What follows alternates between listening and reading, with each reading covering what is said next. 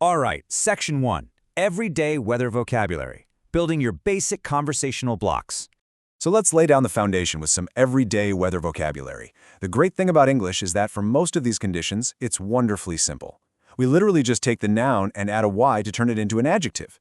You start with the noun sun, and to describe the day, it becomes sunny. Rain becomes rainy, and wind smoothly transitions into windy. And that pattern continues all the way down to thundery. But notice that very last row there? Lightning is the exception. It uniquely has no adjective form. You wouldn't say it's a lightningy day. No way. You just stick to the noun. Moving on to Section 2, talking about temperature, highs, lows, and everything in between. Now, what's really interesting about this next step is how we add some nuance. Saying it's sunny is great and all, but how hot does it actually feel? Take this sheer extreme, 45. We use the word degrees to talk about temperature, and believe it or not, it is often 45 degrees in Mexico during the summer. When you tell someone it's 45 degrees, that number alone tells them it is incredibly, swelteringly hot. But then, on the total opposite end of the spectrum, we have this freezing figure, minus 50. Up in the Arctic, it is often minus 50 degrees. This perfectly anchors how we use degrees to communicate extremes on both ends of the thermometer. Whether you're sweating in Mexico or freezing in the Arctic, stating the degrees instantly paints a vivid picture of the environment for whoever you're talking to. Let's take a quick imaginary trip for a second to describe general climates. If you go sightseeing in London, well, you need to know that it can be very wet, so you absolutely must carry an umbrella. Meanwhile, down in the Sahara, it is very dry because it doesn't often rain. Wet and dry are two fundamental opposites you definitely need to keep in your survival kit to describe the overall feel of a place. Okay, Section 3, extreme weather events, adding drama to your descriptions. You know, sometimes the weather just demands attention, bringing some real drama to our descriptions. First up, we have the classic storm.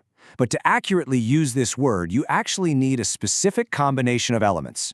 A storm is defined precisely as when there is a strong wind and rain together. It's the simultaneous combination of those two that makes it a true storm. Let's move on and see how this builds into something even more intense, a thunderstorm. This escalates our regular storm by adding in the heavy hitters of the sky. A thunderstorm is when there is thunder, lightning, rain, and sometimes wind together. The wind is actually optional here. The defining features are really the thunder, the lightning, and the rain. And finally, we reach perhaps the most dramatic term in our kit, the hurricane. What is so fascinating here is how simply it's defined. At its core, a hurricane is just a very strong wind.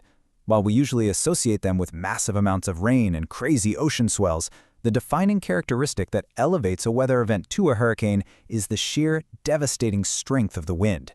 Which brings us to Section 4, perfect conversational expressions, putting it all together in the real world.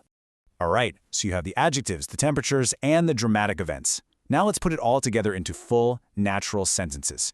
A really great conversational trick is comparing the weather in different places. Like, it's a sunny day in Tokyo today, but it's cloudy in Hong Kong. Or, it's foggy in Sydney, and it's snowy in Moscow.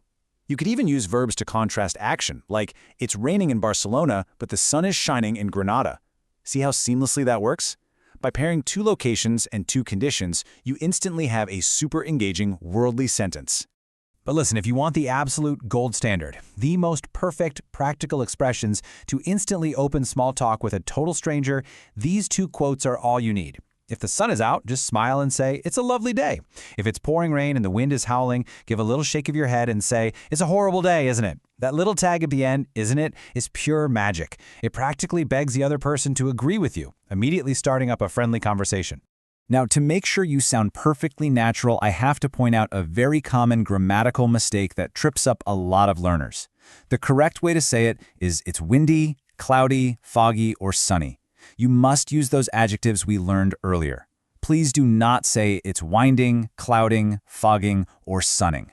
Those are totally incorrect. Stick to the Y adjectives and your English is going to be flawless. To really lock all of this into your brain, I have a highly practical pro tip straight from our source material. Watch the weather forecast in English, on TV or online as often as you can. Seriously, it is a fantastic, concrete way to keep practicing outside of this explainer. The presenters use all the vocabulary we just covered, complete with maps and visuals, making it incredibly easy to connect the words with the actual weather patterns. It takes maybe 2 minutes a day, and it will do absolute wonders for your comprehension. What's the weather like in your country in June? For example, you might say it's usually warm and sunny. Formulate your own sentence in your head right now using our new vocabulary. Think about the adjectives, the temperature, or even the extreme events. Thank you so much for joining me on this explainer. Get out there, break the ice, and start talking about the weather.